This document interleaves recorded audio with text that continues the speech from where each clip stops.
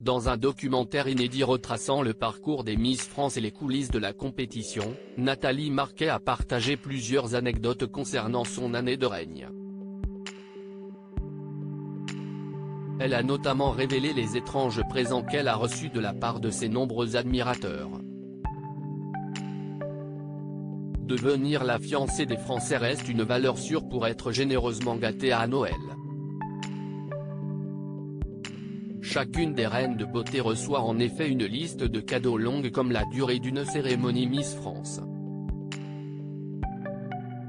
La grande gagnante ne se voit pas offrir qu'une simple couronne mais un ensemble de présents d'une valeur de plusieurs dizaines de milliers d'euros, entre voitures, voyages, appartements, bijoux, produits high-tech et robes de soirée.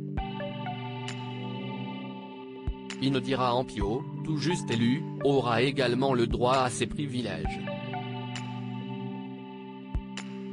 Mais la Guadeloupéenne aurait peut-être préféré une autre destination pour son escapade que celle qui l'amènera à Pointe-à-Pitre. Sur ses terres d'origine, même si la concernée a prétendu le contraire. En témoignant dans le documentaire Miss France, dans les secrets du concours, diffusé sur TF1, Nathalie Marquet s'est rappelée au bon souvenir de cette élection qui a bouleversé sa vie.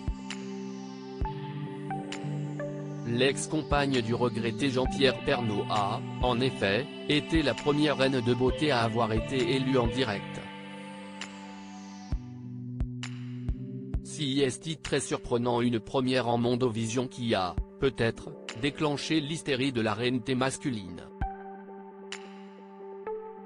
Sinon, comment expliquer les folies qui lui ont été adressées?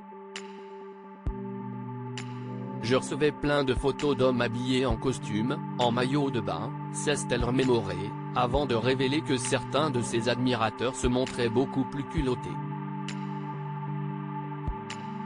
Je recevais aussi des slips d'hommes, des slips kangourous et des vrais slips.